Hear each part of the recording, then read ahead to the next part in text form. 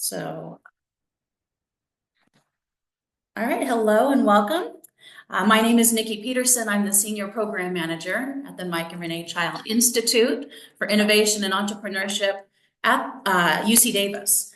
And very excited. I've been on the team for some time. I've been around the Big Bang Business Competition for over a decade, and we're really excited that we're in our 25th anniversary year of this competition. So really happy you can join me today. I've got a few slides that I want to share, go over some really important information and deadlines for you to be aware of as you go through the competition process. And then there will be lots of time at the end for your questions. But if you'd like to, during the presentation, if you want to go ahead and put those questions in chat, you're more than welcome to, so you don't forget anything by the end. It shouldn't take too long to go through these slides though. So let's see, let me pull those up and we can go ahead and get started.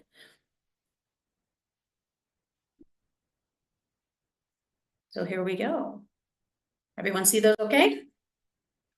Great. Okay, so as I mentioned, this is the 25th annual Big Bang Business Competition. This is the information session for the competition. The deadline's coming up soon, so I'd like to welcome you here. My name is Nikki Peterson. My contact information is here for you. I'll also be sending out a copy of these slides, and the recording will be available on our website very shortly after this presentation, so you can revisit the information.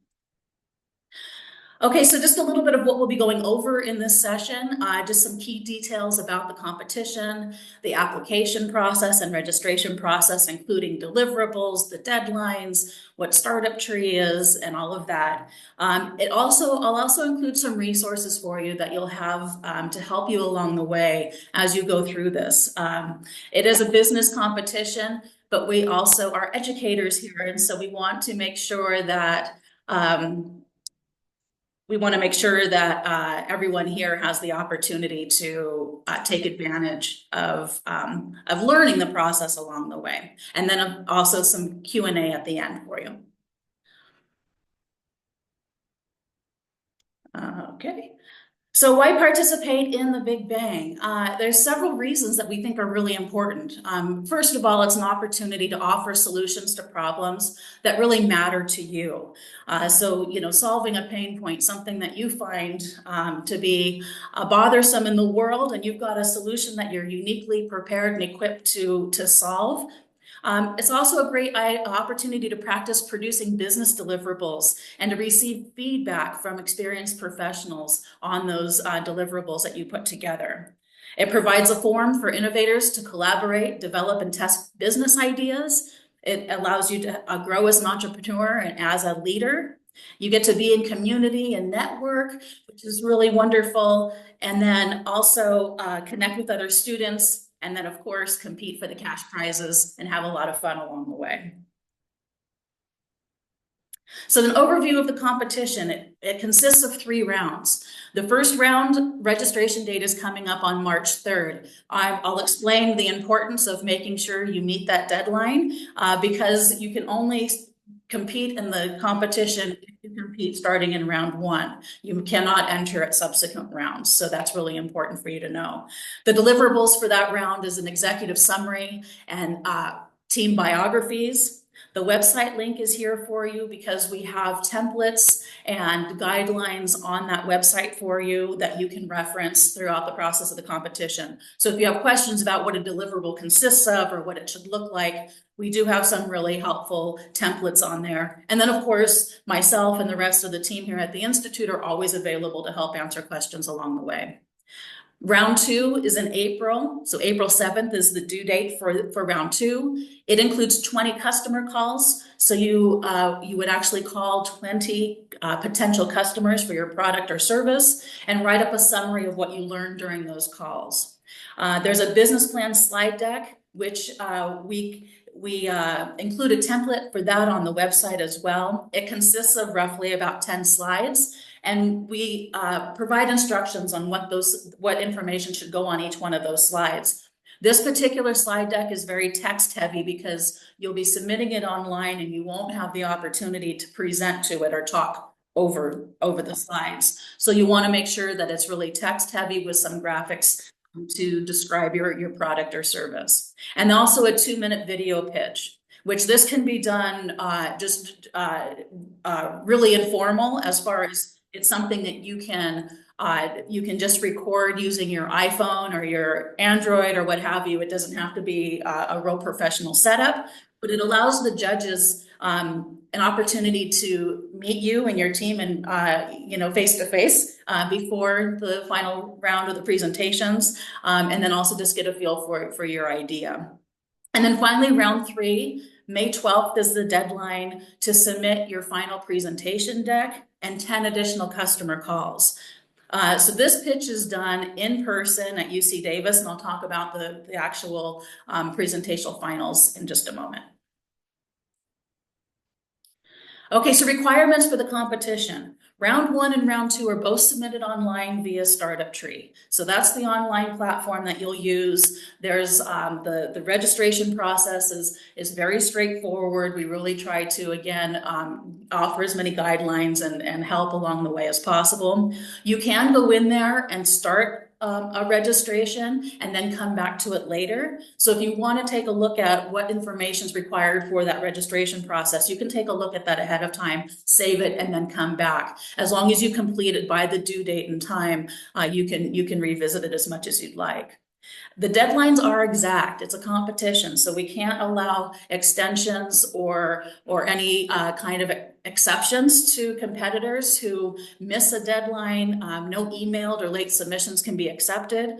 And so, the March 3rd deadline at 1 p.m. is the cutoff. And if you're in the middle of submitting your registration, the platform will close down at 1 p.m. and you won't be able to finish. So I really highly recommend to just put March 2nd on your calendar. And this way, if you do run into any technical difficulties, you can reach out to us and our team will be there to help you through that process.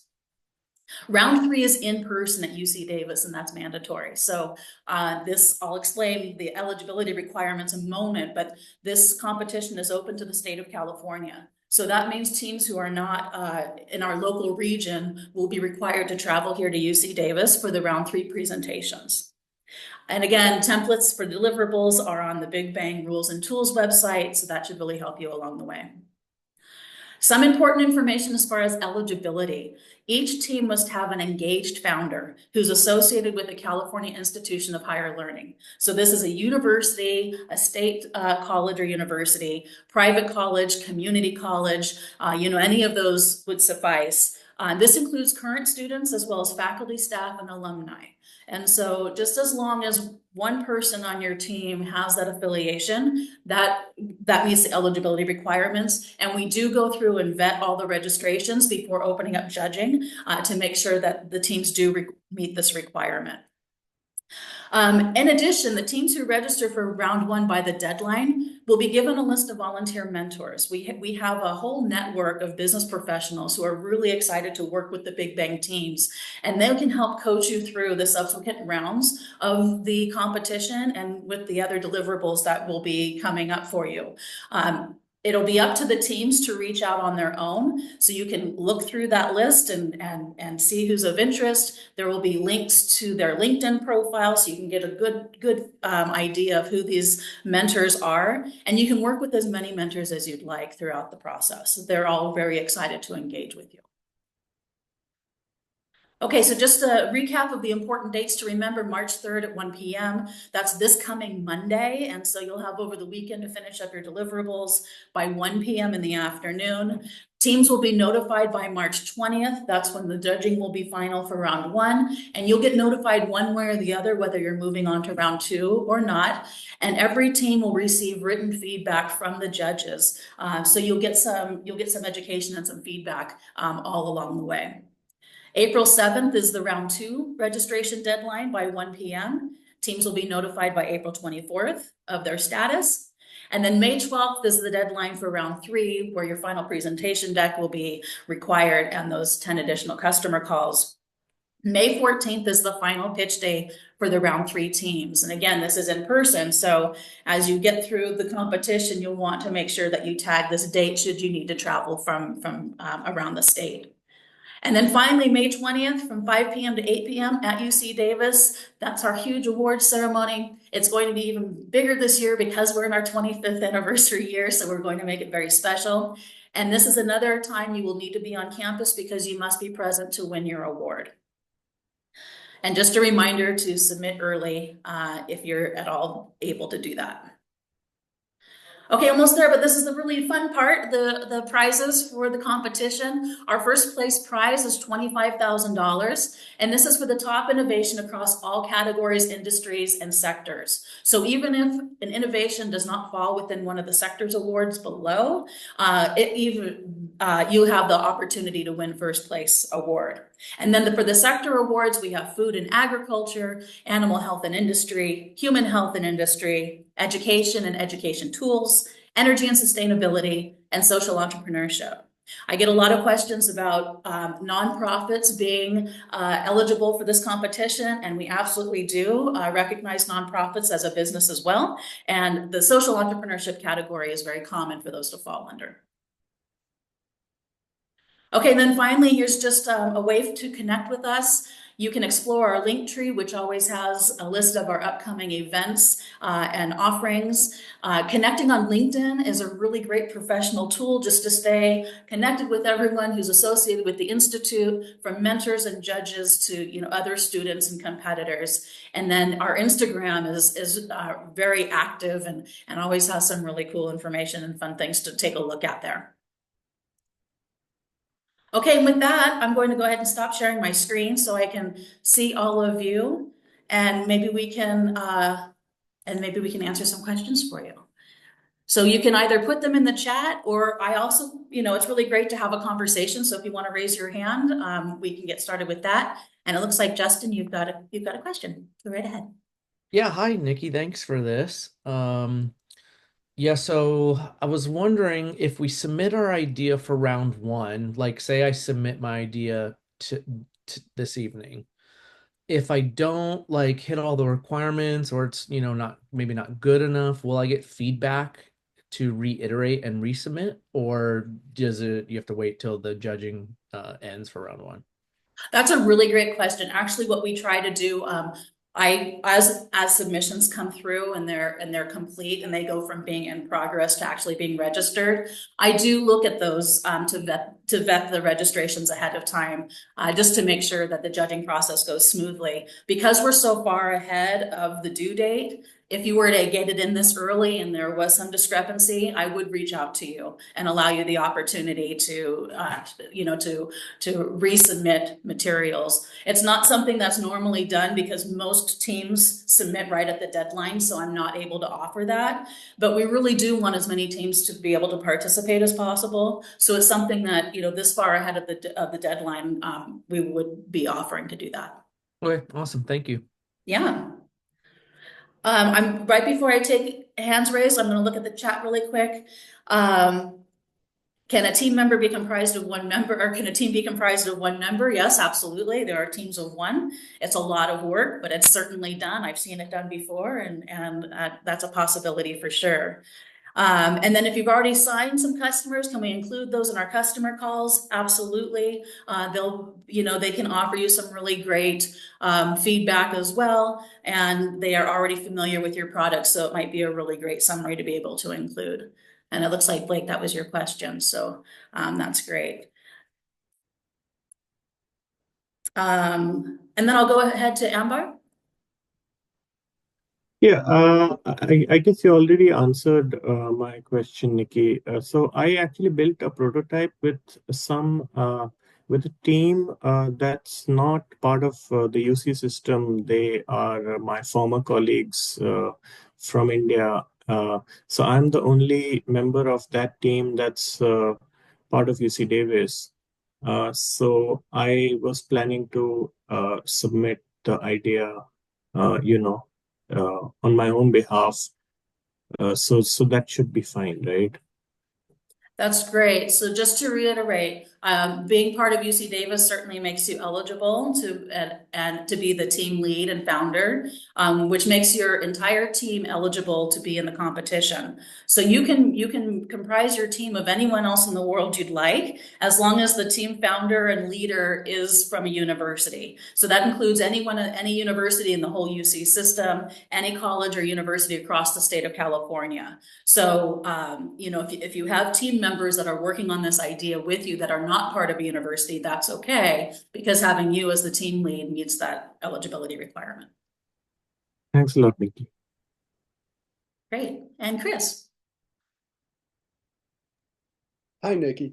I am an alumni, and I actually will not be probably competing in the Big Bang competition, but I remember doing it when I was in school there. Awesome. And so we had like a team, but we didn't have a product or a business idea. We had to come up with one. I currently have a friend of mine who has a product. It's a software compression product. It's got some AI applications. And so I was wondering, do you have teams that need a product that would like to kind of take that on? Oh, that's a great question. Generally speaking, I do have, from time to time, students will approach us and ask for something like that.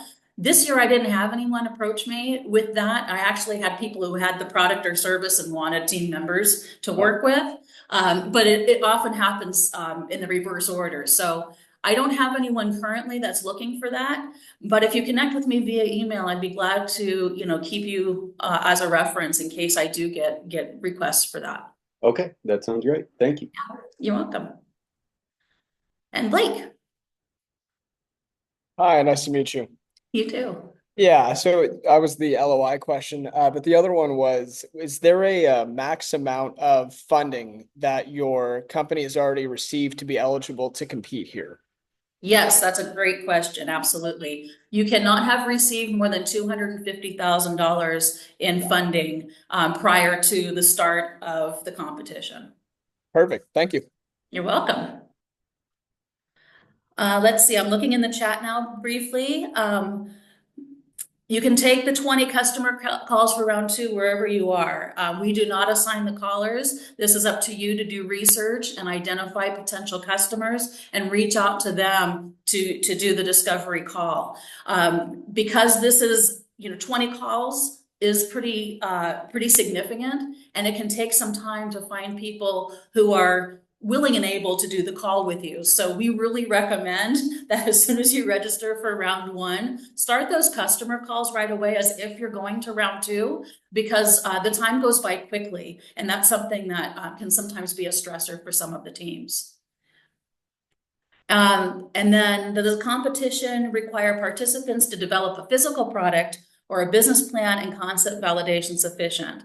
So you're not required to develop a physical product, because also service businesses are also eligible for the competition. As much as you're able to develop your idea, the better. And so, I've seen teams come through with prototypes of their products. Other teams do not have them and can still also win the competition. Last year's winners, EpiSense, they're a medical device company. They had drawings of their prototype. They didn't have an actual prototype created yet, and they actually won the competition and did very well. So it's not required, but the more you can develop your idea, the better.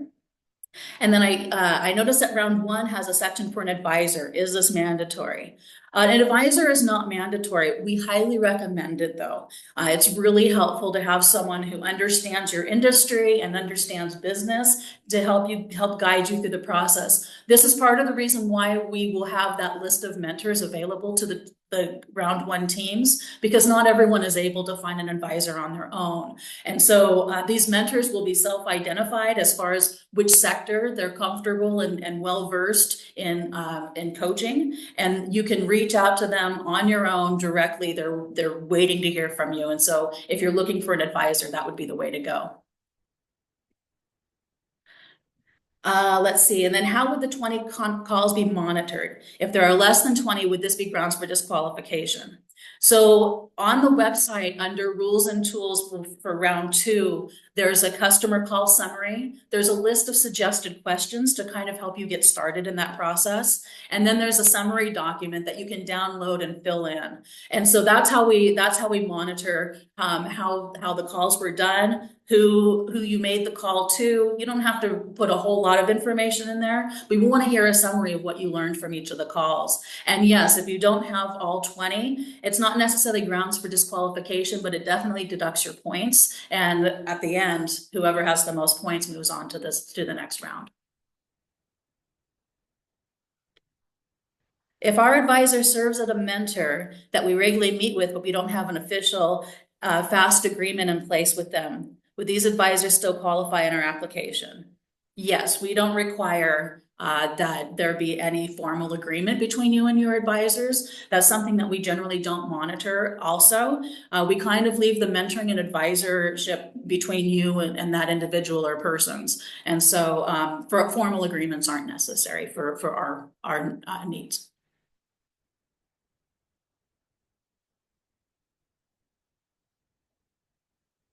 Yeah, anytime.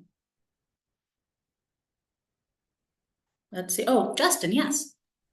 Yeah, I got one more question for you. What kind of qualities do the winning teams and companies have? Qualities. Hmm.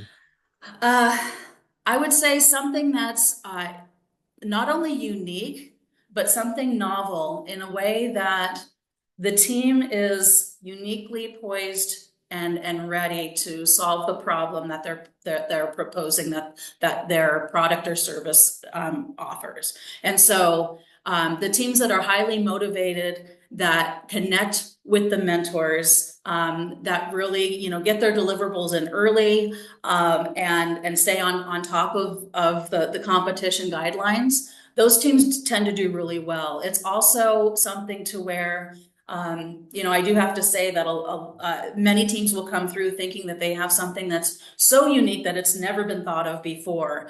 And I really like to caution teams to find your competition, no matter how much you may think it doesn't exist.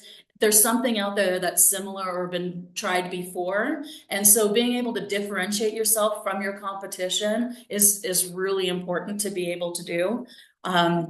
And then, all these sectors we offer awards in because there are so many different industries that can be represented in the competition. So it really creates a diversity of products and services. So it's not necessarily a certain sector that does well. It's really the team that is put together in such a way that the judges have a lot of confidence that should they win this prize money, they could actually take this to the next step and do something with it. Wow, very cool. Thank you. Yeah. Yeah.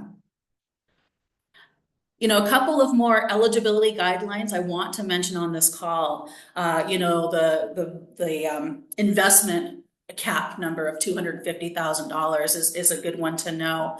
It's also, really important to know that the guidelines and templates are there for you because the rubric that the judges are going to be guided by when they look at your materials are going to follow closely with the templates. So while you're able to be as creative as you'd like and really make it your own, make sure that each of those elements are included when you submit your deliverables.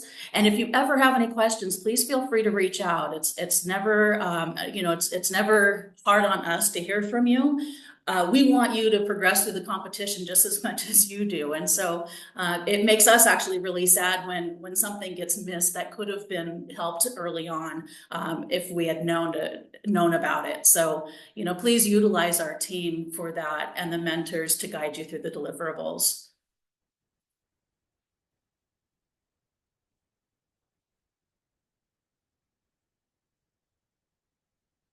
Well, I'm here if you have any other questions. I know, we're really ahead of time, which is really not a problem. This will be, it's been recorded. It'll be posted to the website so others can have a chance to take a look at it and you can revisit. You also have my contact information. So if there's anything on this call you didn't feel comfortable asking in front of everyone, you can certainly do that via email. So let's see, does each sector have a different grading standard? The rubric is uniform across all sectors. So there's really no advantage one sector has over the other. When it gets to round 3 and the judges have to determine who wins the sector award, we bring in judges who have experience and expertise in each of those industries. So if there are 2 teams that are pretty closely aligned with each other, then we rely on the expert in that field to really make the differential for us there. So round 3 is really where it kind of comes into play because that's when the awards are determined. But up until then, the rubric is uniform across all deliverables.